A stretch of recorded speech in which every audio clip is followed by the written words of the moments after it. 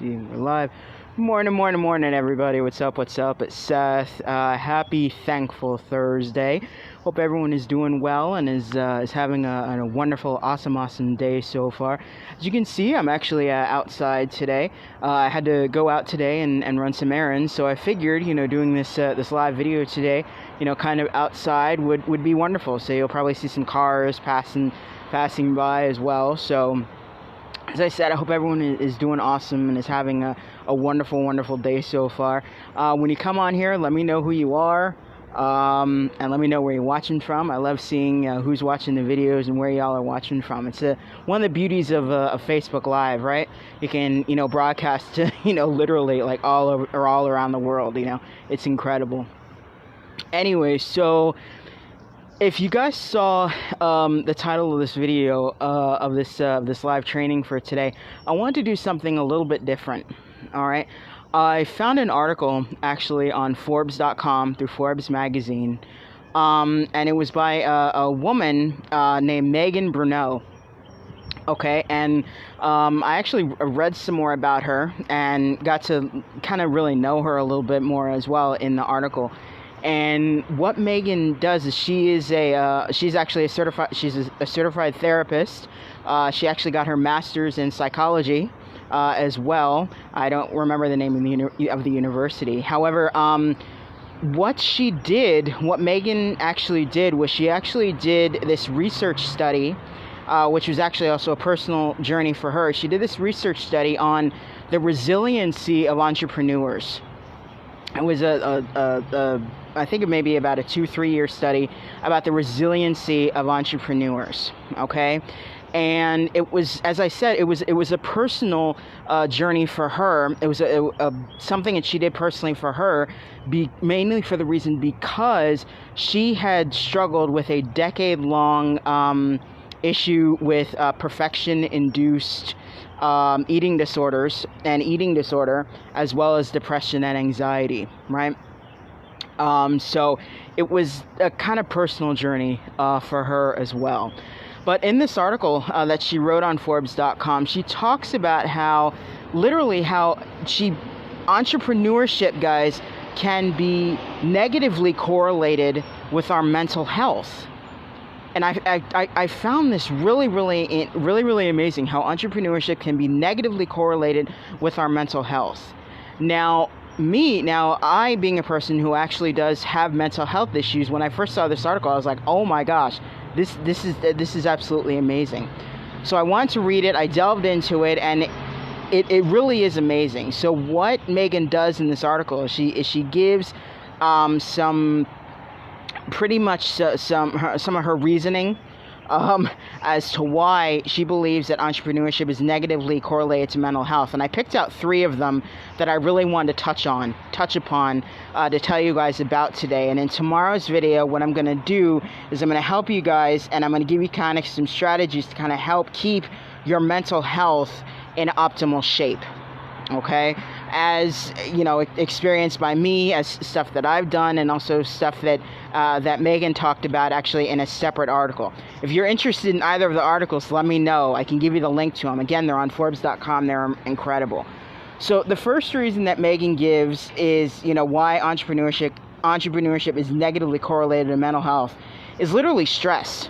Okay, stress and literally the lack of self-care to be able to manage our stress. Guys, as entrepreneurs, especially when we're first starting out, we get easily trapped into this mentality of never not working.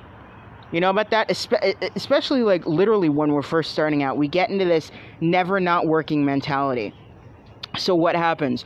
We become sleep deprived, undernourished or overnourished. Okay, we become under or overcaffeinated. Well, if you're sleep deprived, you're overcaffeinated, right? And also, especially in the beginning, that issue of being financially constrained, guys. Okay, because of this never not working mentality.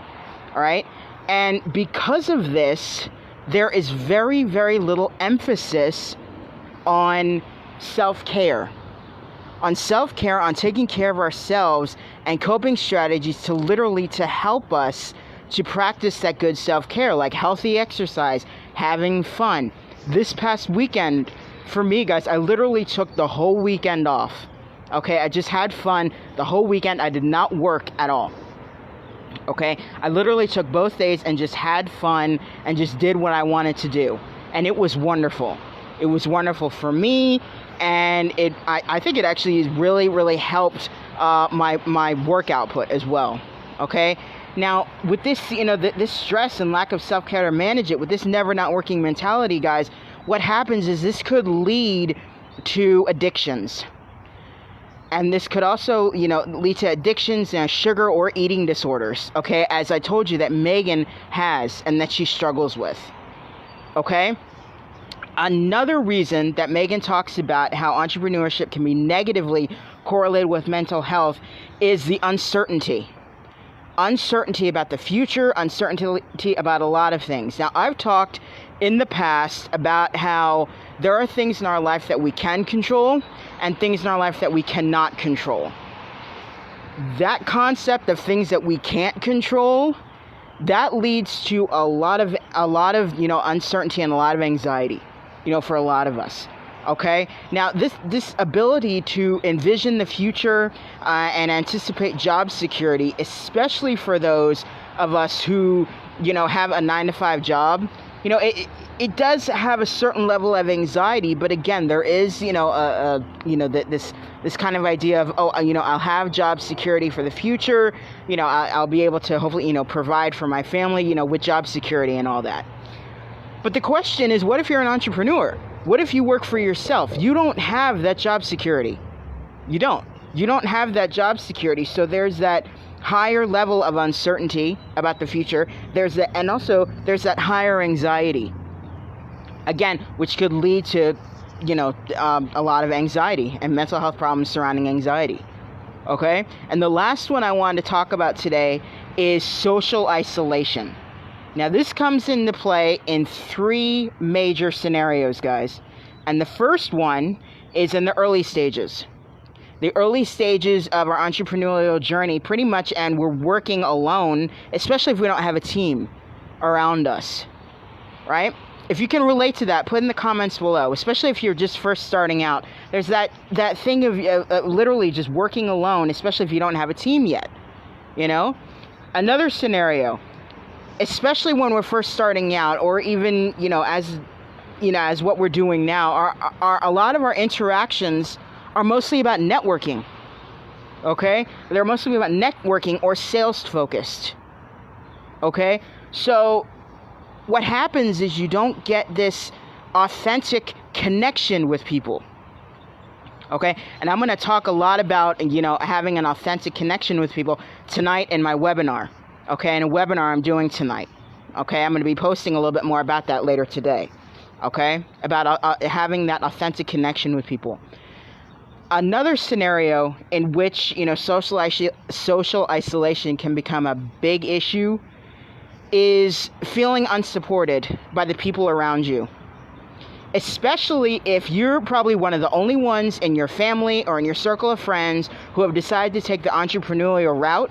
And almost everyone else around you is, still in the 9-to-5 mentality. A lot of them, do not support you, or they say, you're making a mistake, or, all of that negativity. Okay, this can lead to a lot of social isolation for a lot of us. Okay, that feeling of being lonely, that feeling of being isolated and ostracized away from the people that you love and that you thought would support you. This can also lead to issues with depression. And I know because that I've experienced it. All right? So that's what I wanted to talk about today, guys. Those are only 3 of, I think, maybe 6 or 7 of the reasons that Miss Bruneau talks about how entrepreneurship can be negatively correlated with your mental health. All right, in tomorrow's training, as I said, what I'm going to do is I'm going to give you guys some tips that Megan talks about, and then also some tips that I have actually done things that I've actually learned that really help me with how to really keep my mental health stable. Now, you may be an entrepreneur that does not have any mental health issues, Okay, you may not. And to you, I say, awesome. Good for you. That's awesome. Okay? The thing to do is to make sure that things don't happen in the future.